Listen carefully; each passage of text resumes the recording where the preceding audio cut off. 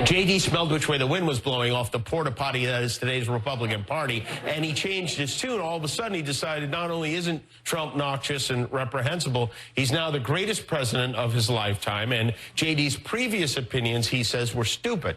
All of us say stupid things, and I happen to say stupid things very publicly. Which is really a great qualification for a future senator. Late night comic Jimmy Kimmel roasting a Republican candidate for Senate in Ohio. That's JD Vance, who recently surged to take the lead in the polls there. Critics say he is now the embodiment of the kind of fact and value-free Republican Party, which sells out its own self-professed principles in a completely embarrassing sycophancy to Trump. Now, this is a big deal right now. The Ohio primary is Tuesday, and right now we have a special look at MAGA, at this guy Vance, and where the Republican Party may be headed. Ohio is a key state, and JD Vance has made a key evolution. He was very concerned about Donald Trump getting any power in America. He went so far in his private rebuke of Trump that what I'm about to show you is something to start this. Come back to me for a sec. I'm just going to set this up for a second. That headline is something else, so I want to make sure we have some context. He made a private rebuke of Trump that managed to offend all at once victims of the Holocaust, any honest historian, and, of course, Donald Trump. This person, now running for the Republican primary, outlandishly likened Donald Trump's leadership to the genocidal death camps of the Nazis' Holocaust.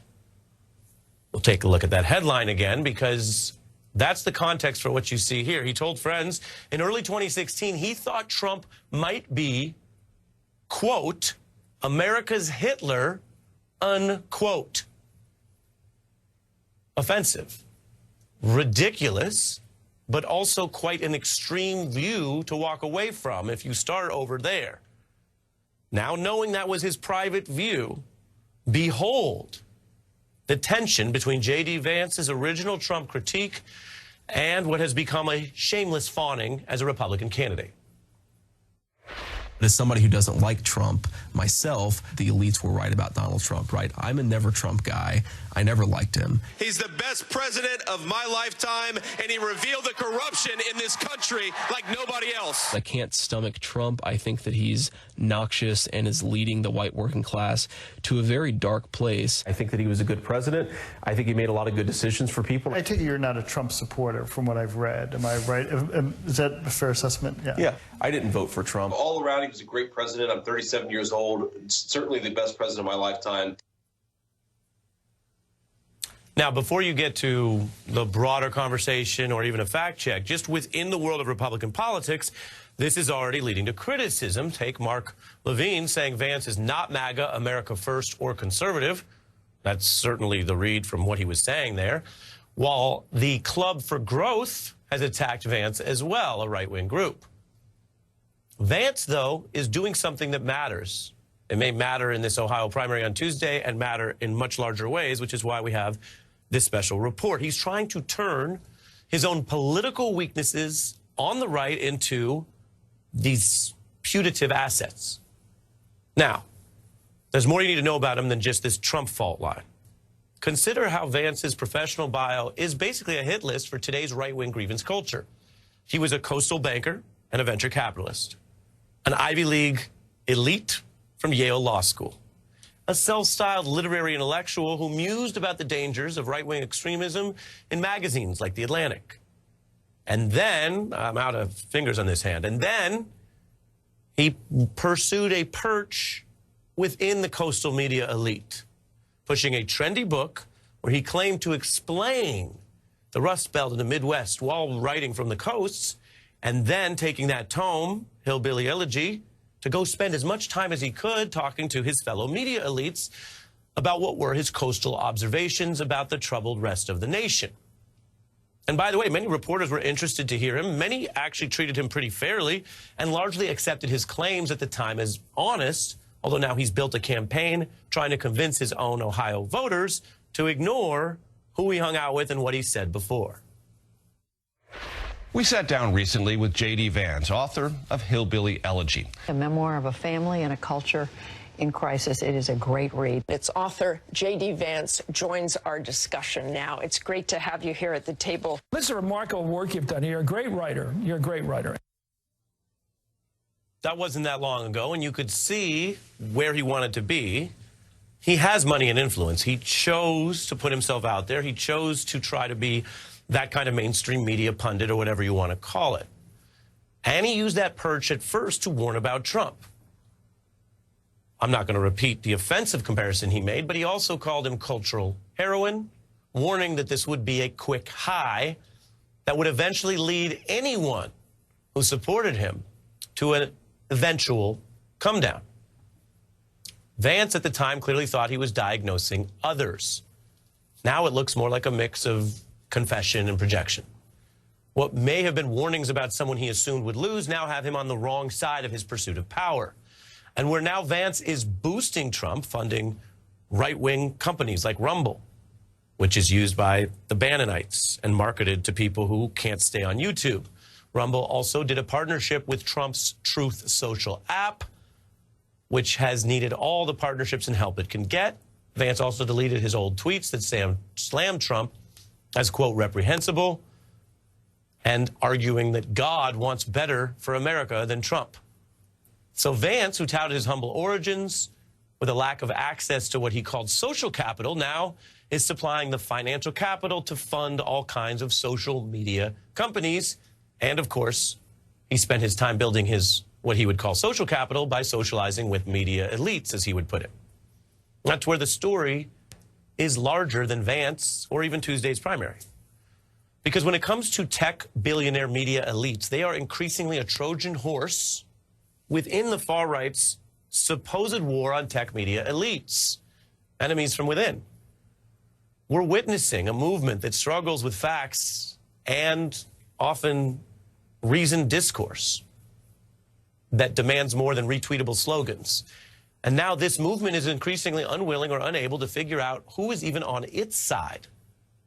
That can be weirdly fascinating to watch or concerning for honest democracy, to see how quickly these Trumps and Musks and now Vances of the world, who, by the way, are all cosmopolitan media elites, are able to draw crowds who will then cheer on their own subjugation.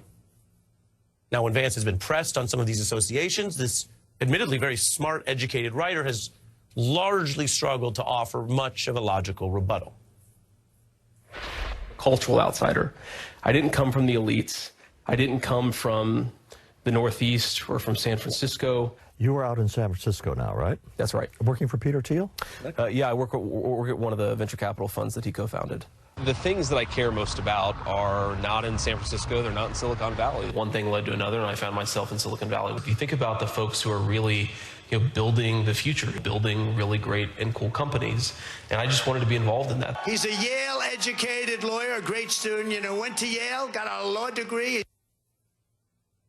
Now, we cannot read minds on the news, but Vance would appear to have a mind smart enough to know these are just tricks. And he already confessed what was on his mind about Donald Trump, which is how he knows he's lying when he talks about the last election being stolen.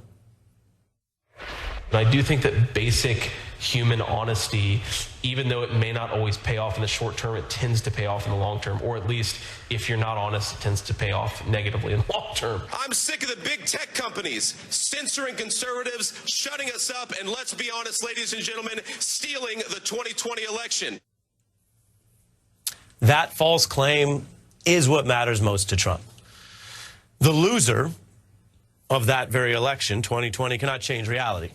Trump lost. Trump is the loser. He's not president. Everyone knows he's not president. So now he is almost wholly focused in public on a kind of make-believe. A naked emperor who gets a thrill every time new minions pretend he is clothed. A JD Vance or a Kevin McCarthy, they will join in their own public defenestration, shrouding this dethroned loser of the race in the very finest big lie linen. And while that might seem like an odd exercise, you have to remember, it apparently feels all the softer, all the more velvety, all the better to Trump when those minions have been forced to publicly convert in their humiliation show of his sway. The more obvious, the more powerful Trump feels, which is vital to someone who lost in public and is currently so governmentally powerless. And that's probably why Donald Trump, if you haven't seen this yet, just endorsed JD Vance and then went way out of his way to note Vance's criticism of Trump in that new endorsement. Guy that said some bad about me. He's a fearless MAGA fighter. And most importantly, JD, you're supported by me. Most importantly, we are joined by Obama campaign veteran Che Kominduri on all this when we're back in 60 seconds. In the past, you've said, quote, I'm a never Trump guy, quote, my God, what an idiot, and quote, God wants better of us. Why should Trump voters, Trump supporters, vote for you? Yeah, look, I mean, all of us say stupid things, and I happen to say stupid things very publicly. That's JD Vance's best defense, and now we turn to a deep dive political conversation which takes place on a special day around here on The Beat. It's known as Che Day because of the political strategist Che Kominduri. He's worked 3 presidential campaigns, including Obama's, and he has supplied some of the insights we just ran through in that piece. It's called Che Day because of, well, your name, Che, and the cartoon we made. Welcome back, sir. Good cartoon. I'm glad to be back, all right. Good to have you, sir. You look at this, people may have heard a bit about JD Vance, but the voting is on Tuesday. The Trump endorsement would appear to matter over there. The video is devastating. Will that matter, and what does it say about where the Republican Party is headed? It's unlikely to matter, and I think it's unlikely to matter because we have to understand the journey of the Republican Party and how it mirrors the journey of JD Vance. JD Vance sort of mirrors a journey where the Republican Party has gone from a political party to a cult of white male anger. JD Vance began as a traditional mainstream Republican. He started his life basically I think in many ways modeling himself to be a Republican Obama. You know, he came up from a difficult, chaotic childhood, rose to success, graduated from an Ivy League law school, wrote a critically acclaimed book about the experience. But while Obama's journey turned him into an idealist, J.D. Vance became a nihilist. And I think that is, a key difference between the two. J.D. Vance in 2016, I believe, opposed Trump not because he sincerely believed it. He opposed Trump because he thought Trump was going to lose. He was taking a political bet. He was making a calculation that Trump was going to lose, probably lose big, and then he will be the recipient. And you saw how Obama sort of made a similar bet in 2002 to oppose the war. At a time when it was very, very popular in the polls, Obama made a brave stand, took a bet, said, this is what I believe, and it turned out to redound to his benefit. This particular bet did not redound to JD's benefit. So what he did is he turned on a dime and he became exactly a character that he wrote about in his book. He became a white male from Appalachia who was very angry and prone to tossing out conspiracy theories. That's exactly what JD Vance became. And that's also why Trump endorsed him. They are kindred spirits. At heart, they don't believe in anything. You make a very compelling case, and it's interesting when you put it that way, Che, that the book was saying, look at how those people are, and here's their problems. So at some level of observation or analysis, he had some familiarity with that. And then when that became the winning, rather than his view, the losing, irrelevant group, now he's cosplaying them, and he's acting as them in that way. And then you have his link with the power structure. He won over Trump, as we saw. Very telling that Trump wanted to bring up the fact that he had to recant everything and eat his words. And as I said, prepare the finest linen for the naked dethroned emperor, which is, of course, the big lie. That's better than Givenchy. A big lie robe, you know, can cover anything, Che. And then you have the Tucker relationship. Take a look. This is not false flattery. I don't think I've ever met anybody who understands both worlds as well as you do. You have elites in the ruling class that have plundered this country. You really, I think, understand what's gone wrong with the country. This is a country that I know you love, I love. Well, I probably shouldn't say this. I'm really glad you're doing it. JD Vance, I admire you, and I wish you luck. I'm not embarrassed to say I admire JD Vance.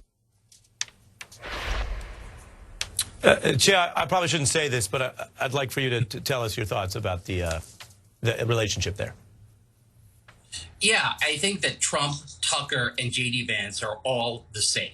They all are nihilists. They don't believe in anything. And I think all three of them understand something that's very important, which is in politics, believe it or not believing in anything can actually be an advantage. Somebody who's a true believer is often weighed down by their beliefs, while someone who doesn't believe in anything, who's a nihilist, can sort of turn on a dime. They can see what works. They can be political day traders, and they can adjust accordingly to fulfill their ambitions. You know, there's a very famous line in The Big Lebowski where Jeff Bridges' character encounters the character of Uli, who declares himself to be a nihilist. And Jeff Bridges says, "Oh, man, that must be exhausting." Well, the reality is for JD Vance, for Trump, for Tucker, it's not exhausting. It's actually energizing. You can see it in their faces as they sort of day trade different ideas, different messages to see what works and the response and reaction they get from those messages. That's exactly what all three of them are doing. That is their model of leadership, and the GOP is kind of all in on it. Yeah, and as you say, the stakes are low for them because if it is truly meaningless, then that's what you do, and it becomes a content exercise. As for the things that he diagnosed or learned, which ended up being perhaps self-diagnosis, just one passage from, again, the book. We showed some of it, the way he sounded when he was on book tour. But he talks about birtherism and how it had taken hold then in the right in 2016. Quote, "If a third of our community questions Obama's origin, despite all evidence to the contrary," meaning he knew it was a lie, "it's a good bet other conspiracies have broader currency." Then he quotes that kind of idea, we can't trust news or our politicians.